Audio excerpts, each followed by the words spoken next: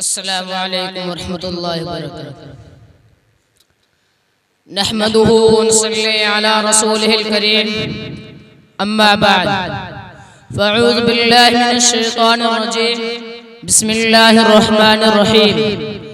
या अय्युहल्लज़ीना आमनू ला तत्तबि'ू खुतवातिश शैतान व मन यत्तबि' खुतवातिश शैतान फ़इन्नहु यअमुरु बिल फ़हशाइ वल मुनकर। मुअज़्ज़ज़ सामीन किराम, मैंने अभी आप हजरात के सामने कुरान मुक़द्दस की एक आयत पढ़ी है जिसमें रब्बे कायनात ने इरशाद फरमाया है कि ईमान वालो शैतान के नक्शे कदम पर मत चलो, और जो शख्स शैतान के नक्शे कदम पर चलेगा तो शैतान उसको बेहयाई और बुराई का हुक्म देगा। मिल्लत इस्लामिया के नौजवानों, आज की इस महफिल में और आज के इस मुबारक इजलास में मेरी तकरीर का मौजू है आज का बिगड़ा हुआ माशरा और हमारी जिम्मेदारियां है। बारगाह एज़दी में दुआ कीजिए कि खालिक कायनात मुझे सही बात कहने और पूरी उम्मत मुस्लिमा को उस पर अमल करने की तौफीक अता फरमाए। नौजवान दोस्तों, आज के इस नाजुक दौर में हमारा माशरा और समाज किन किन खराबियों से दो चार है, उनका असबाब और वजूहात क्या है, उनसे मुकाबला और दिफा की क्या क्या तदबीर है, उनको इस मुख्तसर से वक्त में बयान करना और उन पर तफसीली रोशनी डालना दुश्वार ही नहीं बल्कि नामुमकिन से मालूम होता है। लेकिन सरे दस्त दौर हाजिर के बाद शदीद फितनों का इजमालन और बाज़ का तफसीलन जिक्र कर देना मुनासिब समझता हूँ।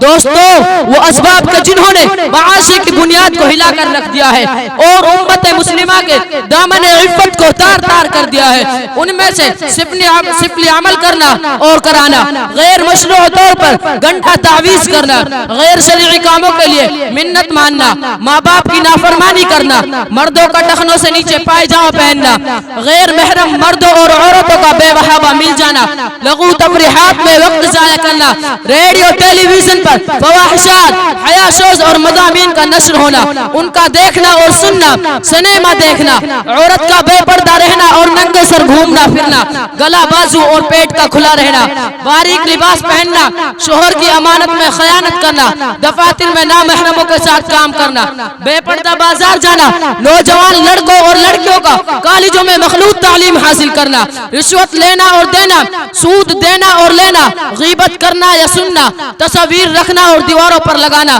शौक या कुत्ता पालना, तकारीब शादी में रुपया पैसा नुमाइश के लिए खर्च करना।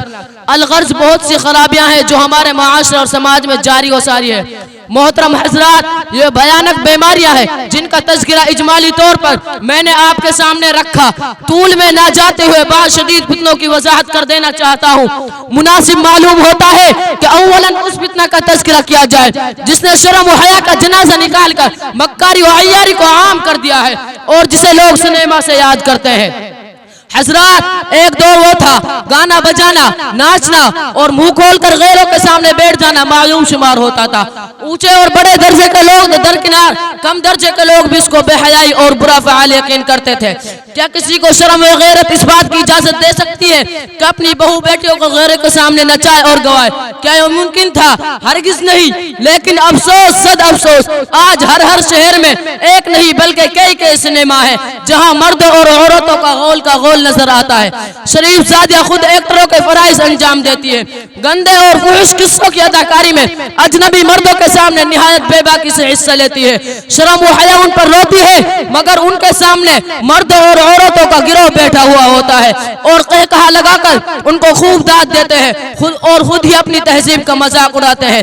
हाय अफसोस, हमारी अकल कहाँ चली गई। मालदार और गरीब सभी इस बीमारी में मुब्तला है। सिनेमा देखना जरूरियात जिंदगी में दाखिल हो गया है। क्या यही इंसानियत है कि अपनी बहू बेटियों के साथ तमाशा देखा जाए? आकाए दो जहां सल्लल्लाहु अलैहि वसल्लम ने तो इरशाद फरमाया है कि मैं गाना बजाने को मिटाने के वास्ते भेजा गया हूँ, मगर हम हैं कि आपके उम्मती हैं और बड़े जोर व शोर से मुसलमान होने का दावा करते हैं और खुद ही फिल्में बनाते हैं और देखते हैं। सैकड़ों और हजारों घरों की छतों पर जब नजर पड़ती है तो चारों तरफ लानत के एंटीना दिखाई देते हैं। वाखिर दावाना।